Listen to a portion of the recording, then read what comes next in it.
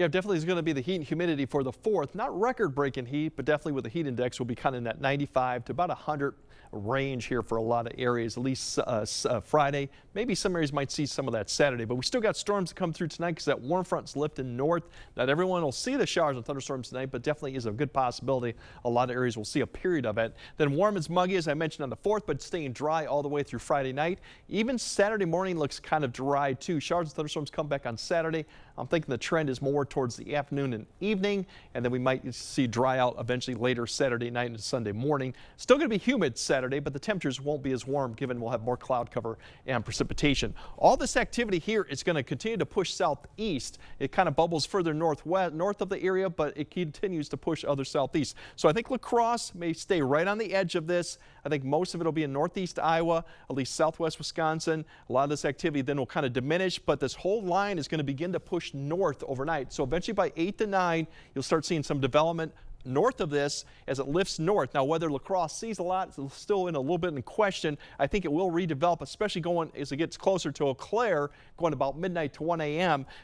As you start pushing it north. And notice the winds too coming out of the southeast and then south, giving you that this is a warm front that's slipping north. That activity will continue to persist just east of Eau Claire, maybe down the Black River Falls throughout the late night and then maybe into the early morning. So some of the areas along I-94 and just east might see some activity in the morning time frame, just some light showers. Rest will see cloud cover, but then it quickly vanishes. By the time we get to about 7, 8, we're just going to deal with clouds and then hazy sunshine. Temperatures continue to rise all throughout the day. Every area should get into the 90s or very close. 92, 93. Records this time of year are generally in the low 100s, so not quite that. But heat and seas will be up there too. Now, feel like as you wake up tomorrow morning, we're going to see temperatures feel like already into the 80s. By the time we get to about noon, we should be approaching in the 91, 92 time frame. And then in the afternoon is probably when the peak's going to be that 96 to 99 range too. And that will persist through the evening until that sun sets. You won't see too much of a change. Once we get to about 8 or 9, we're still looking at mid to upper 80s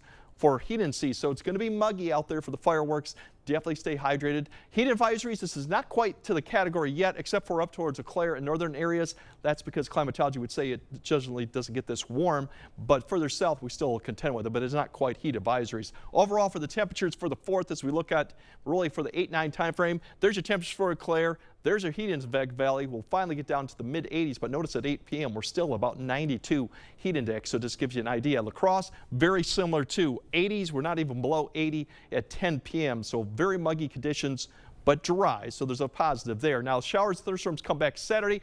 Right now, it looks like it's going to be probably after the afternoon time frame, a line of showers and thunderstorms. Right now, we'll have to keep an eye on severe. I don't think that's a possibility, but that will come through. So you're probably going to have to keep an eye on that for any outdoor activities, at least till about 10 to 11 p.m. at night. So that's the temperatures there for Saturday. We're still going to be warm going into that. If you want the cooler temperatures, it's probably going to come Sunday.